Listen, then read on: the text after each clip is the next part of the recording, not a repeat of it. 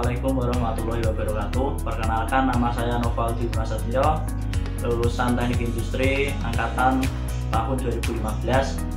Sekarang saya berprofesi sebagai atau bekerja di BUMD di Kota Salatiga di bagian staf umum dan personalia, di mana jobdesk atau tupoksinya sendiri adalah melayani pegawai di BUMD tersebut.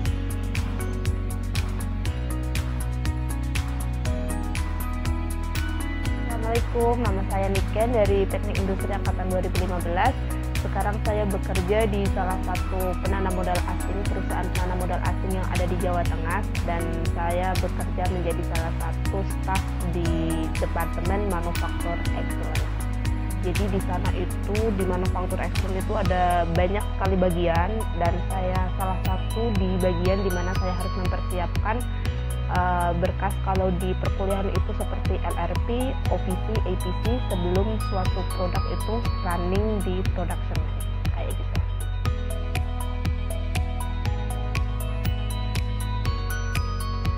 Assalamualaikum warahmatullahi wabarakatuh. Perkenalkan, nama saya Fauzia Bagas Kurniawan. Saya alumni dari Teknik Industri UMS angkatan 2016. Saya juga alumni dari keluarga mahasiswa Teknik Industri tahun 2018 yang berada di bidang 2, yaitu bidang ilmu pengetahuan dan teknologi. Untuk profil sekarang saya bekerja di salah satu pabrik manufaktur sepatu di daerah Salatiga, dan produknya itu adalah sepatu Nike. Kebetulan saya berada di divisi internal control yang bertugas untuk mengawasi jalannya produksi dan mengontrol jalannya penggunaan material di salah satu perusahaan tersebut. Untuk bagaimana tantangan di masa pandemi dan bagaimana solusinya? Jelas tantangan di masa pandemi yaitu kita bekerja harus sesuai dengan protokol kesehatan, di mana kita harus memakai masker, kita harus mencuci tangan atau memakai hand sanitizer, kemudian menjaga jarak. Itu ya tantangan yang pertama, karena dulu kita bekerja tidak harus sesuai dengan protokol kesehatan. Karena ya sebelum pandemi kan bekerjanya seperti itu, tapi di masa pandemi harus sesuai dengan protokol. Selain itu juga kebutuhan masyarakat sendiri itu berbeda-beda, bukan berbeda-beda atau berpindah dari kebutuhan sebelum pandemi sampai ke masa pandemi. Terus bagaimana kita mensiasati hal tersebut? Kalau saya, karena protokol kesehatan sudah ditetapkan pemerintah, ya solusinya ya kita harus menjalankan sesuai dengan apa yang harus dilakukan atau dianjurkan oleh pemerintah. Jangan sekali-sekali ya membandel dan sebagainya, agar pandemi ini cepat berlalu. Terus bagaimana selain mengenai kebutuhan tadi, itu juga kalau saya sendiri itu bagaimana kita bisa setidaknya memberikan kontribusi, atau bagaimana kita bisa memberikan inovasi kita, memberikan kreativitas kita di masa pandemi ini. Contoh saja, mungkin kita di rumah mempunyai ladang. Kalau saya mempunyai ladang, kemudian saya tanam atau menanam sayuran. Nah, itu kan setidaknya kita memberikan ketahanan pangan di masa pandemi. Selain itu juga kita bisa mendapatkan banyak keuntungan. Yang pertama, kita bisa memasak hasilnya sendiri. Yang kedua, kita bisa mendapatkan uang dari penjualan tersebut. Itu salah satu solusi yang mungkin atau inovasi yang saya lakukan di masa pandemi. Untuk tantangan di masa pandemi yang saya rasakan adalah bagaimana cara kita untuk mengikuti era-era perkembangan teknologi dan bagaimana cara kita memanfaatkannya. Dan untuk solusinya itu bagaimana kita dalam mengikuti perkembangan zaman, entah itu pengembangan skill masing-masing, entah itu pengembangan minat bakat di teknologi atau dan di lain-lain, dan bagaimana cara pemanfaatan kita dikala sulit seperti ini. Kalau menurut saya sendiri, mengikuti organisasi itu sangat penting, karena kita kedepannya di dunia kerja itu juga akan memupuk hal-hal dari organisasi tersebut. Salah satunya yaitu bagaimana kita menjadi pemimpin, bagaimana leadership kita juga akan teruji. Terus kita juga setidaknya mengorganisir karena nanti di dunia kerja itu orang itu memiliki sifat berbeda-beda. Bagaimana kita menyikapi hal tersebut, bagaimana nanti kedepannya kita bisa mengambil keputusan dengan tepat tanpa harus mengesampingkan orang lain. Itu hal-hal yang sebenarnya harus dipupuk di organisasi tersebut. Kalau ditanya apakah organisasi itu penting atau tidak, sebagai salah satu mantan anak organisasi, tentu saja saya akan menjawab itu sangat penting. Karena kita mendapatkan ilmu, mendapatkan pengalaman di luar perkuliahan, di luar kelas yang setiap hari kita datangi. Karena kalau kita bergabung di organisasi, kebetulan pada saat saya kuliah, saya bergabung sebagai salah satu sekretaris bidang minat bakat di KMTI dan juga berkesempatan bergabung di Laboratorium Teknik Industri. Jadi dengan bekal itu saya dapat menerapkan prinsip-prinsip yang sudah saya dapatkan di organisasi itu di dunia kerja. Misalnya bagaimana kita bekerja dalam tim, bagaimana kita bersosialisasi dengan orang baru. Karena kalau kita sudah masuk dalam dunia kerja, kita akan bertemu dengan banyak orang dengan berbagai bidang latar belakang yang berbeda. Bagaimana majemuknya orang-orang itu. Jadi dengan bekal yang sudah kita miliki, karena kita mungkin sudah terbiasa bertemu dengan orang baru karena kita mengikuti event A, B, C atau organisasi di dalam maupun di luar kampus. Jadi ilmu-ilmu soft skill yang seperti itu yang akan sangat membantu kita ketika kita bertemu di dunia kerja kayak gitu. Mungkin semua orang akan mengalami struggle-nya masing-masing, cuma kalau pembeda yang ikut organisasi maupun yang tidak ikut organisasi, start point-nya akan berbeda. Jadi struggle-nya mungkin lebih, effort yang dikeluarkan itu lebih dibandingkan ketika kita tidak mengikuti organisasi manapun, seperti itu.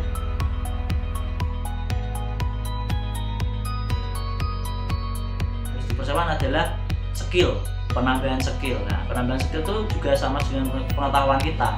Misal kita lebih suka ke K3 nih, nah kita menambahkan skill di K3 aja, mengikuti pelatihan, mengikuti seminar, mungkin nanti juga kerja praktek di bidang K3 itu akan lebih baik.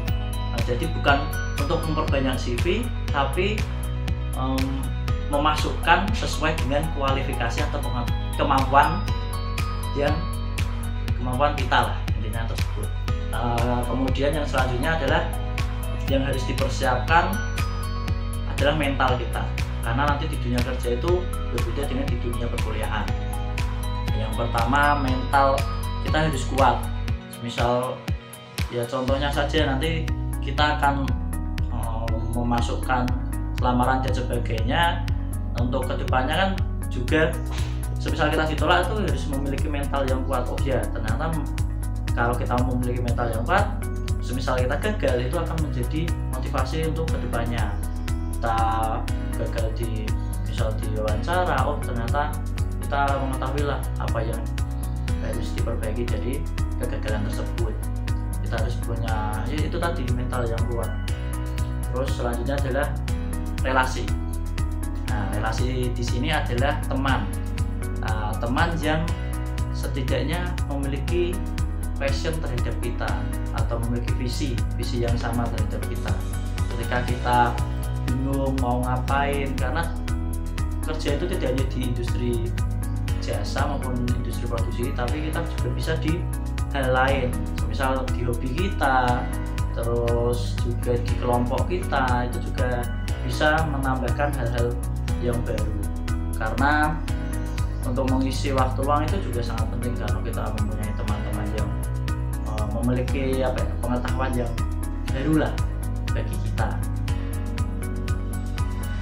Ya, menyambung jawaban yang tadi ya, karena kita sudah bekerja, kita akan bertemu dengan banyak orang dari universitas yang berbeda, latar belakang pendidikan yang berbeda, bahkan jurusan yang berbeda, dan kita harus bertemu dalam satu tim.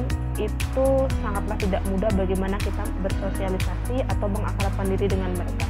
Itulah kenapa pentingnya kita bergabung di organisasi. Jadi kita sudah memiliki bekal, jadi kita sudah tidak merasa sungkan lagi dan ngobrolnya pun enak gitu. Beda dengan mungkin kalau kita belum mengikuti organisasi ya, jadi struggle-nya itu beda yang sudah saya sebutkan tadi. Dan juga sepengalaman saya yang masih seumur jagung ini, belum lama-lama amat, ketika saya ada di sebuah tim, itu kan ada banyak orang dan mereka majemuk, dan kita itu bisa mengenali mereka, apakah si anak ini itu sudah pernah berorganisasi atau belum. Itu sangat kelihatan sekali dengan bagaimana dia bekerja, bagaimana dia bersosialisasi dengan lingkungan, bagaimana dia struggle di dunia kerja, bagaimana dia mengikuti atau bertahan di pressure yang ada di lingkungan kerja. Itu kelihatan sekali mana bedanya. Jadi beruntunglah teman-teman yang sudah atau memiliki kesempatan bergabung di sebuah organisasi, karena itu sangat penting sekali. Itu menjadi bekal yang akan sangat bermanfaat ketika kita mampu mengasahnya dengan baik, karena itu sebuah kesempatan yang belum tentu semua orang mampu mendapatkannya.